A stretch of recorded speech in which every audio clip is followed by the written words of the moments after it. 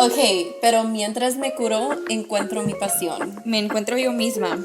I'm gonna fall back in love with myself. And I'll be able to transform my pain into power.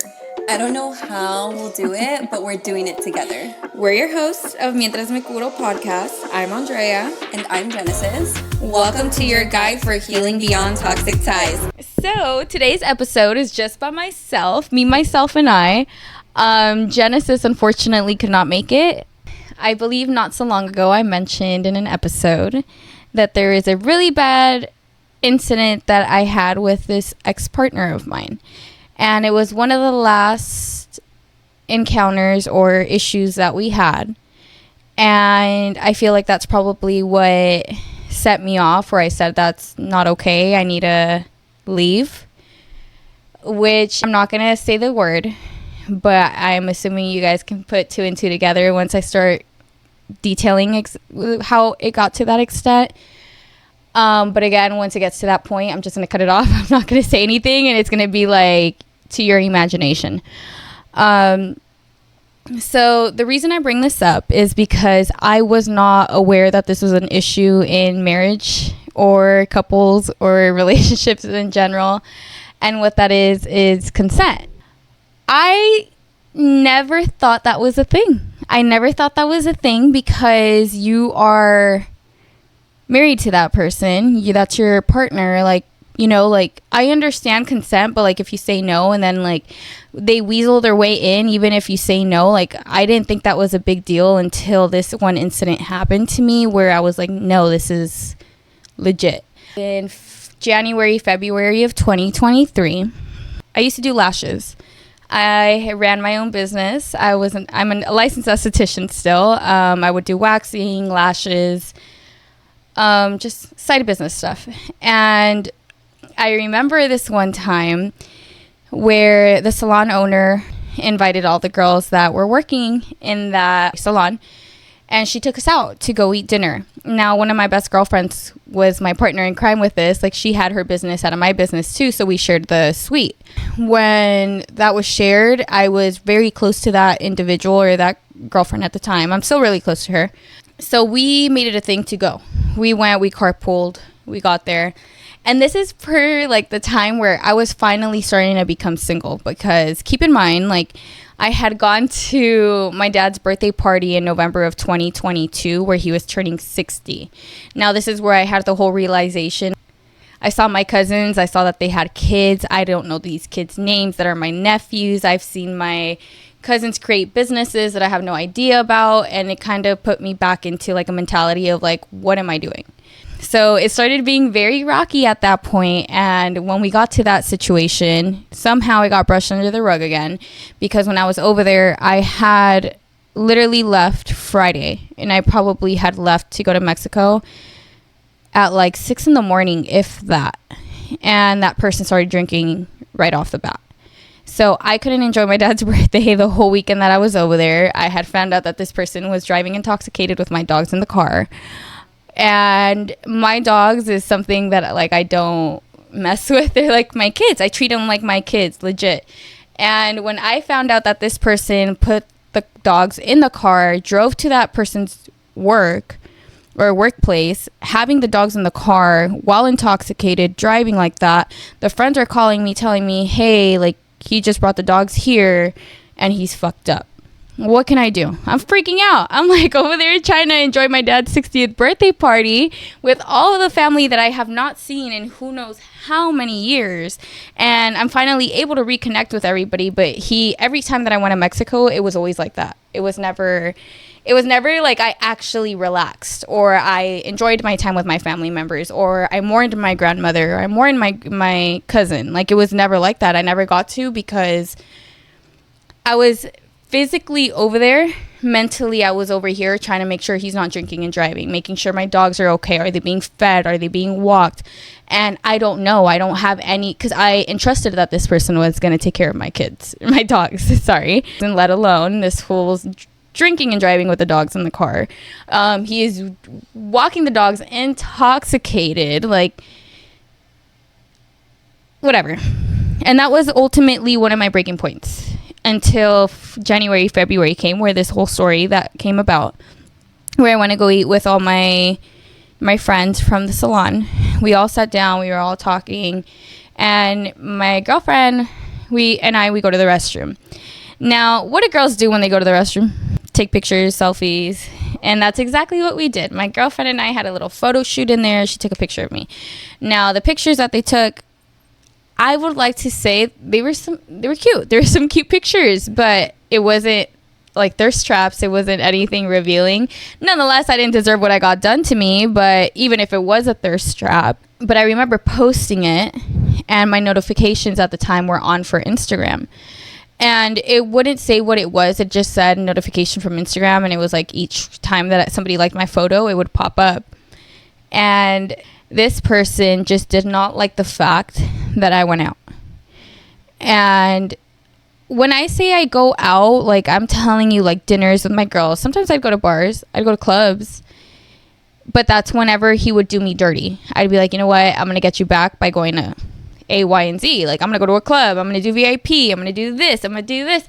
And then it just got into like a cycle that was very toxic on my behalf too, and I recognized that. It was wrong because it wasn't helping the situation. If anything, I was making it a bigger issue, when realistically it should have been stopped there, and then that should have been it, and been like, hey, let's part ways. So it was just a toxic cycle that was never ending. And so I remember I got home, my girlfriend left, and I lived with this individual at that point. And that's what ultimately was like, that's it, you got to leave. Was because he saw my phone and it was being blown up. And he saw it, took my phone, started yelling hysterically. And obviously when somebody's doing things like that, it's because they're doing that shit behind closed doors. And I just didn't know where this came from left field, because I wasn't talking to anybody at that point. Like, I really wasn't talking to anybody. And he flipped, grabbed my phone, basically was like forcing me to put my passcode in, trying to get my face to get the freaking unlock for the facial recognition. Like, what I'm telling you, like, he'd grab the phone and like chase me around the house to try to unlock my phone. And the only reason I didn't give him my passcode or anything is because that fool never shared anything with me. He never shared a single friggin' passcode to his phone. If not, like right now, if you were to ask me right now if I were to give my passcode to my partner right now, I'd give it to him. No hesitation, no questions asked. But this person was very much like, I'm gonna change him, and changes him all the time. And it's like, you know, like he was doing shady crap. And so he was taking it out on me because that's what he was doing. But I didn't know that at the time. So he grabbed my phone, he's tossing me around, he's like yelling hysterically, and then one thing leads to another, and he starts saying some things that are just like out of pocket, like for a man to say, where I was just like, who the hell are you? Like, this is not who I know. Like, this is somebody completely different. And what it was is that this fool, like, he forced himself on me. And when he forced himself on me, like, girl, like, there's times where, like, girls, like, if you try to fight back, like, you just feel like you're, like, you can't do anything. Like, you're literally, he's bigger than me. What am I supposed to do? And that's that. I'm not going to say if it was successful or not, but it was, you know, like, that person did try that on me. And I was in a state of shock when that happened, and I was very much like, ain't no way that just happened to me. I was like, why would he do that? Like, I don't understand it. And I didn't think it was a big deal up until, like, I went to therapy, and he like told and opened up about this 6 months ago. And I told my therapist, and I was like, this happened to me. And they're like, oh my gosh, I am so sorry. And I'm like, I didn't think it was a big deal, because that's something, like, it doesn't seem like a big deal, because I'm like, he's my quote unquote husband, and I thought it was okay, but I understood it wasn't okay until, like, I went to therapy and they told me all these things, like, no, like, that's not okay. What they did is force themselves on you. If you said no, you were crying hysterically no, and they were still trying to, like, put one on, like, no, like, that's unacceptable. But I didn't know that at the time. And so now that I see that, and it's like, I bring this up because I know I barely came clean to this about a couple months ago to my parents, or to my mother specifically. And when I told her, I was like, look, like, the reason I never said anything is because I didn't know that was a thing. And that's sad to say. That's sad to freaking say. Like, I had no idea what was going on. I was like I had an idea, but I didn't think that was wrong. Like I don't know if it was just me like thinking like, oh, like that's, I don't know what it was. Like I really couldn't tell you and sit here and be like, oh, it happened because A, Y, and Z. It's just like I entrusted in that person a lot. And what kind of throws me off is like the whole I want to say too, like just to fast forward to now, like where I'm at, like with my headspace and everything, like I understood what happened. I don't hold any resentment towards that person. But my biggest thing was I speak on this and it's just like, does this person remember that they did this to me? Because they were sober during that moment. At least to my knowledge, they were sober. Okay, so I don't know, maybe they were drinking at the time, but when they did that to me, I was kind of like, bro, what the fuck? Like, I'm in disbelief. Like, you're grown ass age. And my biggest thing is like, recently the girl saw, like, I got into a big ass, like, on Friday of this week, like, I got into a big ass fucking, like, headspace that was really unhealthy for me, where I wanted to take control into my own matters. I was mad. I was mad that this person has gotten away with so much things and not just with me, because I've been in communication with some other females, and these females have told me similar stories where they've also encountered this person. Same thing has been done to them. And that person would question them like, you're going to say that I forced myself on you?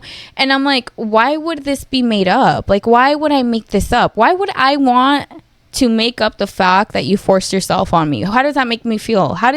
Like, it's a shitty feeling to know that that was something that somebody tried to take advantage of you, and for somebody to question you on whether you did it, and they gaslit me to believe that it didn't happen, but it did happen because I was there. Like, I was physically going through it, and I was like, I don't get it, bro. I don't get it. But the reason I share this is because I feel like I want people to know that, yes, like, even if you're married, even if you have kids with an individual, even if you're so-called like in a relationship and have been for such a long time, and they don't have your consent, that's absolutely like, that's a no-go. It's a no fucking go. Don't even question it. Don't make yourself like second guess it. Like, it's just, that's what it is, and that's that. And so that's just me. A word of advice is like, don't ever question yourself. If that's what they did to you, they fucking did it. Write that shit. They did it, and just call them out on that shit. And now, you guys, like right now, I'm battling with the fact that like, I wish I had pressed charges on this individual when everything initially happened, because I felt like when I finally left, like I felt a sense of relief, but I also felt in the moment when it first happened that I didn't have anybody to protect me, because the one person that I had that was supposed to be my protector, which is my partner, my husband, let me down countless times. I took matters into my own hands, and I was like, you know what, Andrea, like, that's it. Like, I need to start worrying about me. I need to start protecting me. I need to start doing things for me.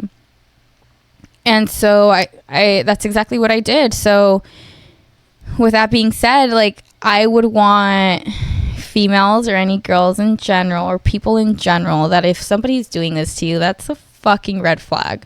If they are making you question your reality, that is a red fucking flag. I was like, this and this happened, and they're saying it didn't happen. I'm like, bro, you don't just make these scenarios up in your head. Like, it happened for a fucking reason, you know? I know that this person experienced a lot of childhood trauma with his family, which entails like his mom, his father, his stepfather, his step siblings. Like, everything about that individual's family was just kind of like, they were also toxic. I can say it's probably because of that, but even then, that doesn't excuse anything, because I know that individual saw some similar situations with his mother.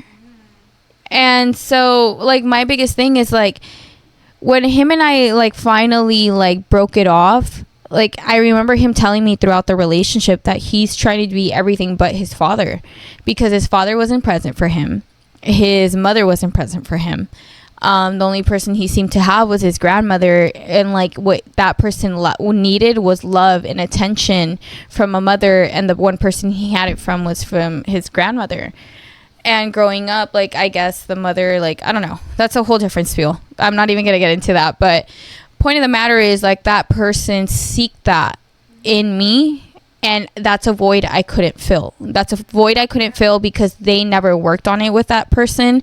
They also couldn't work it out with their biological father, their sibling, like everything. Like, you look at that family, and I can tell you right now, like, they're surrounded by people that are alcoholics, they're cheaters, they're abusers. Like, they're all the same individuals. It's a cycle. And I remember there'd be times, dude, like, where I'd plead this man's mother to help me with the alcohol issue, finding rehabs, finding locations, or stopping him from drinking and driving. How can I, like, and like, she wasn't like a mom, like the way the moms would be, because if it was my mom, like, I saw how my mom handled my sister. Like, I saw her and like, she was so helpful with my sister. She never gave up. And I know for this individual, like, when I would see that, like, she would just be like, there was one time I had called her because I was in Mexico and I really couldn't get a hold of him. Like, there's no way for me to stop him from drinking and driving. I understand nobody else has to, but like, more or less, I told that individual anytime he would drink and drive, I'm like, I could give a fuck. Like, realistically, this sound as bad as this sounds, I was like, whatever happens to you happens to you. You made your bed, you deal with that. However, who's at fault on the street? Like, what if, like, you know, there's a car with kids in there, and I'm like, no, like, that's sad. Like, you're gonna be the reason somebody loses their kids. You're gonna be the reason somebody loses their mom. Like, it's just unnecessary things. And I'd constantly tell him this individual, I'd just constantly tell this individual that information.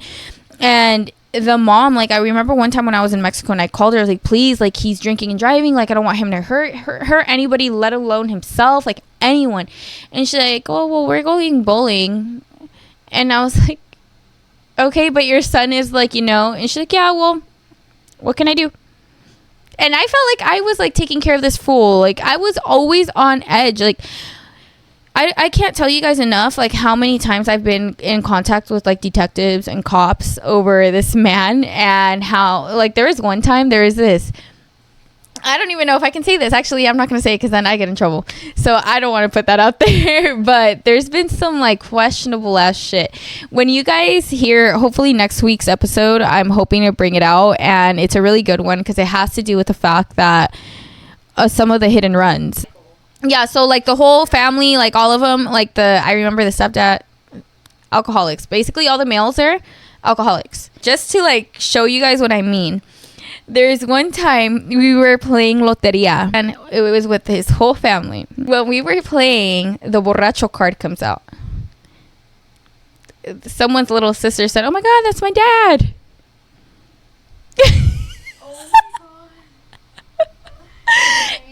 And the dad, like, flipped. He got mad at the daughter. Don't you call me that? That's not me. Blah, blah, blah. And keep in mind, the girl's probably, like, 13 at this point. I was like, there's a reason why she's saying it. So, I don't know. And that's just one of them. I was like, there's multiple males in that household, and they're all the same way. I can tell you right now, based on the conversations that I have had, and I say this because I have been in contact with some of the females that this man has cheated on me with. And it's not just one, it's a couple. And some of them can tell you that, yeah, he forced himself on them as well while intoxicated. And you know what? Like, my biggest thing was, like, a lot of the girls will hear me. Like, a lot of my girlfriends right now can attest to tell you that they've seen the emotional damage I've gone through with all this shit. Where there's days that I'm irregulated. There's days where I'm pissed. There's days that I'm mad. There's days that I'm, like, crying hysterically. And it takes a lot for me not to react. It takes a lot, but I've worked on a lot of, like, patience and understanding my emotions, that I can talk about these issues with the people around me and not feel judged and not feel like I shouldn't have a reason to be upset. But really what it was is, like, I just had this conversation with my current partner, and I didn't want to bring this up to them. I was like, because I was having a really heavy day Friday, very heavy. And basically the root of it was that person was getting away with everything that they did to me. Not just me, but all the other females that I have came in contact with have told me the same thing. And I was like, this fool just keeps getting away with it.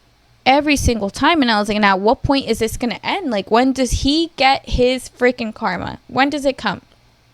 And when I talked about this to my current partner, I told him, like, it just sucks. Like, I felt like I was a sitting duck. Like, I just had to take all the abuse, emotional, physical, sexual abuse. I had to just take it all and be okay with it. And then finally, when I'm ready to speak up, like, it was too late, in a sense. You know, there wasn't enough. And it sucks because it feels like in this generation, it really, like, the women don't really have a say. Like, it sucks because, like, I don't want to go through this shit again. I don't want my daughter to go through this again. And at what point, like, this man, if he's done it to me, he's done it to another girl that I already talked to and another girl that I've already talked to too. What's to say they're not going to keep doing it to these other females that they, like, come in contact with? And, you know, I do want to say, I was like, there is this one thing that, like, came to mind when I had, like, my whole, like, thing on Friday, where I was like, you know what's freaking crazy? I was like, this came to mind out of nowhere. I was like, this individual last year went to, like, an event, and it was a domestic violence event, and it was a DV girl, a girl that died due to domestic violence. And they hosted an event for her. He went. And I remember being like, now that I think about it, I'm like, dude, you're such a piece of shit. Going to something like that. You're a piece of shit. That's so disrespectful for you to think that you're going to get clout just because you're going to go to this thing. I was like, and then here you were just doing something to me a couple months ago. And come to find out now, you just did that to another chick in February of this year. And another chick who knows when. So it's just like, the hypocrisy, he's super hypocritical. Like, he's so like, oh, he's against it, like, all this stuff, but he's doing it himself behind closed doors. This was a big case, actually. This was a big thing in Orange County about the girl that passed away due to domestic violence. Her boyfriend killed her. So for him to go to that, knowingly the things that he has done to me and other females, and you're still gonna show your face to an event like that, knowing that you be doing these things to girls too, like, make it make sense. I don't mind sharing and telling people what I've gone through, because I hope at one point this could help somebody overcome what they're going through, because I know for a fact that I never knew anybody that was going through these things. So how would I have known? If back then I would have known somebody else has gone through this just like I have, I felt like I would have felt like I had some support, or that I know somebody knows that what I'm going through, like somebody can lead the way through that, you know. And that's the reason why we started this project. It's because we want to make it a community for women that have suffered, or anybody in general, not just women, that have gone through all this shit. And what I mean by that is a physical, sexual, mental abuse, everything. I know it can seem very lonely, very, very, very lonely. But I can tell you right now that if you guys were to count like 3 people you can confide in, one of those 3 people are going to receive you with so much sympathy and so much comfort. And they can go, they may go out of their way to try to get you out of this situation. Like, I know for me, like, I didn't tell anybody. And the moment that I started speaking up, everybody was trying to help me out. Everybody was lending a hand. Like, they wanted me out of that relationship, no matter the circumstances. And everybody helped me, whether it was helping me move my stuff around, whether it was helping me clean out my old apartment, whether it was taking care of my dogs while I had a pack, whether it was something like, I literally had a village of people waiting for me to get out of this relationship. I was like, they were waiting for me. They were congratulating me by the time I made it out. And when I finally made it out, I was like, fuck, like, I felt like a breath of fresh air. It felt so good to finally be like, okay, that person is no longer with me. I'm no longer with that person. Don't get me wrong. In the beginning, it was hard. It was really hard, but I learned to adapt. I learned to adapt to be, hey, like, you don't need to depend on a man to take care of you. And if I do need a man, I have my dad. Like, real shit. Like, I have my dad. And I know a lot of people aren't fortunate enough to say that. And I am. I'm fortunate enough to know that I have both my parents. And they're very helpful. They're heaven sent. They're people that have gotten me out of the situation that I was in. And that's something that, like, I'm never going to be able to repay them for that shit, because honestly, who, like me at my grown ass age, 29, like, you think I need my parents still to make decisions? Yes, I fucking do. Yes, I fucking do. Before I make a big purchase, I'm calling my dad. Dad, is this acceptable? Yes or no? Like, I still, to this day, require a lot of help from my parents. I feel like for me to get close to my parents, I had to leave this relationship because I didn't have that. And now that I have that with my parents, like recently we just went to Mexico together. I haven't had a Mexico trip with my family in such a long time. Like, this felt like it brought me back to my roots for sure. And it's just being surrounded around the people that loved me first before that individual was in my life.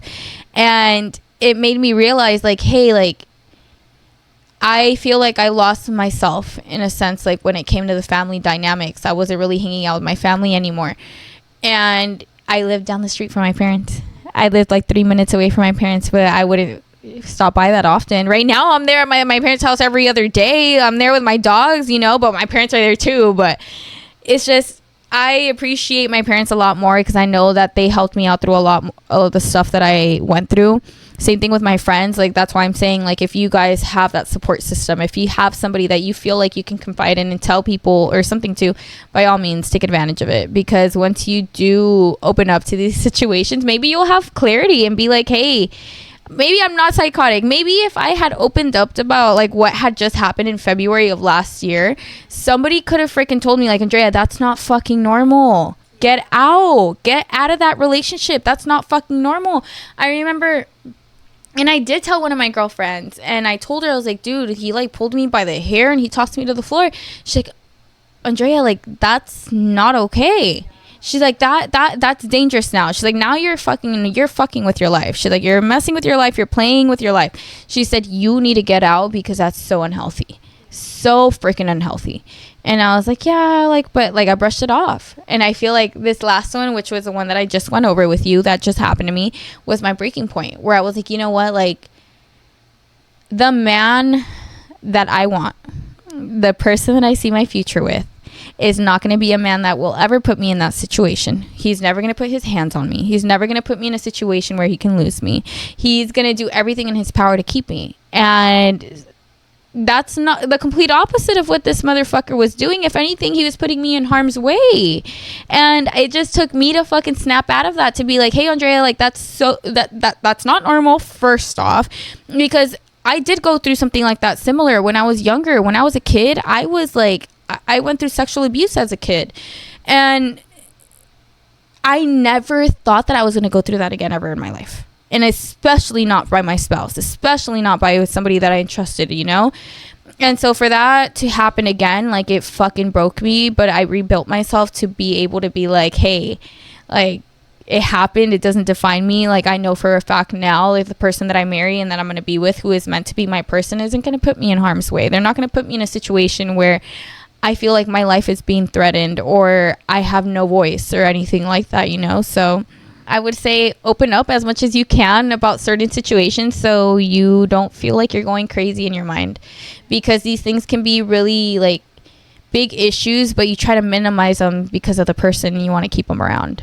And that's not healthy. You're making excuses for certain people's behaviors.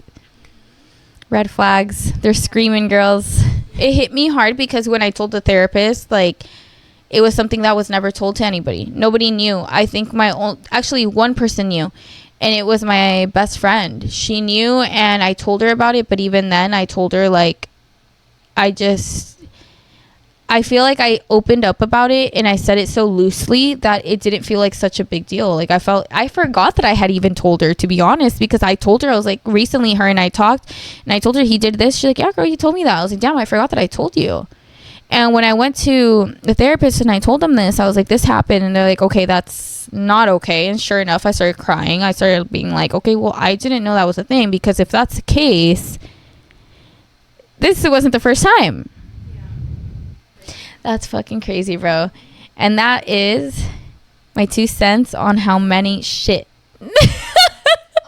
But not all of them, though. Not all of them. There's a few good ones. There's some good ones. There's a lot of resources, believe it or not. We have some linked. But also, I am very much a girl's girl. If anybody ever needs, like, any advice, anybody to talk to, any to vent to, there's some girl that I literally have not talked to years. 4 years ago probably was the last time I talked to her. And she messaged me out of the blue asking to meet up with me to talk because of some situation she had going on. And so I sat down and I talked to her and I like set it straight and I told her how it was. It probably wasn't pretty. My delivery was probably not pretty.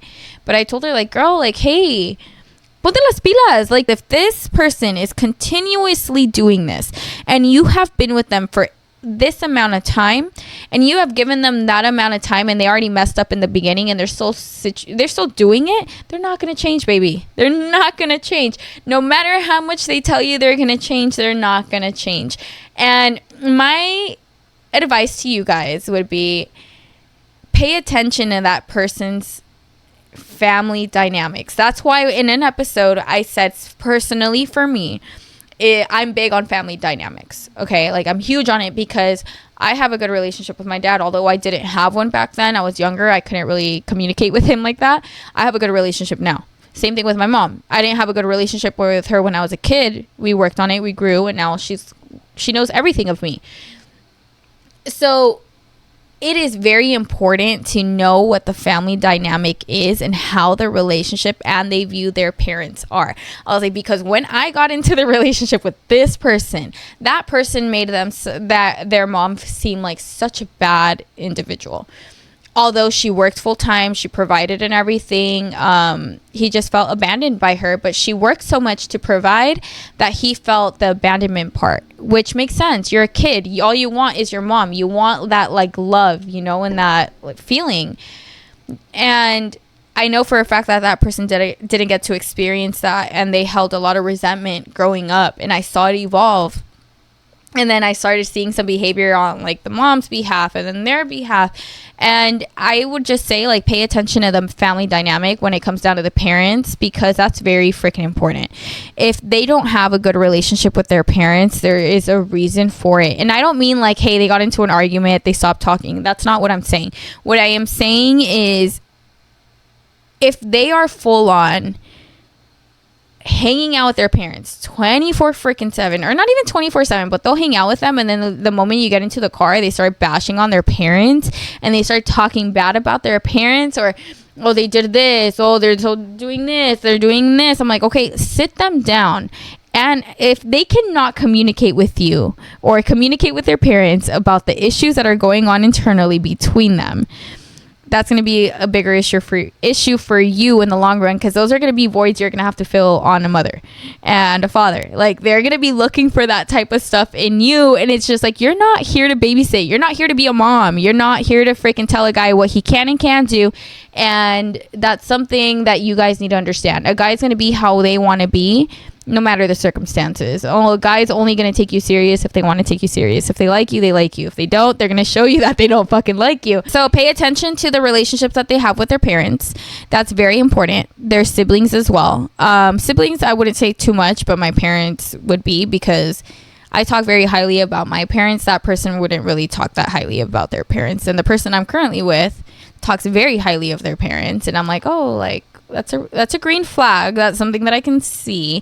But I should have known from the get-go, like the way, based on how this person would talk about their family dynamic, I should have known. But I didn't. I learned the hard way, and I suffered some consequences, unfortunately, with the whole family and that person as well. Another advice that I can give you listeners, whoever's listening, is I stand by what I said. When I say that this, like, his family or their family is their family, it's because I mean that shit from the bottom of my fucking heart. I learned the hard way that this person or anybody in that person's family dynamic is going to cover their lies. They're going to cover them. Whether it has to do with cheating scandals, whether it has to be where they are, where their location is, what they were doing, what's the money for this, they're lying. They're all going to cover for them because that is their family. They don't owe you anything. And that's something that you guys, like, I really wish I understood in the long run, because in the beginning I was very close to that family. Towards the end, I started to resent them and I didn't like them. I couldn't stand them. I had one last conversation with my in-law, and it was not a pretty one. It was a terrible one, because I found out some stuff that she like had hid and I uncovered, and it just did not end well. So, all right, guys. Well, this will be the end of the episode. Thank you for tuning in, and hopefully Jen is here for the next one. She has to fucking be here because this was hard. This is tough. I can't do this alone. Tune in next week for another juicy episode on my traumatic life. Cheers.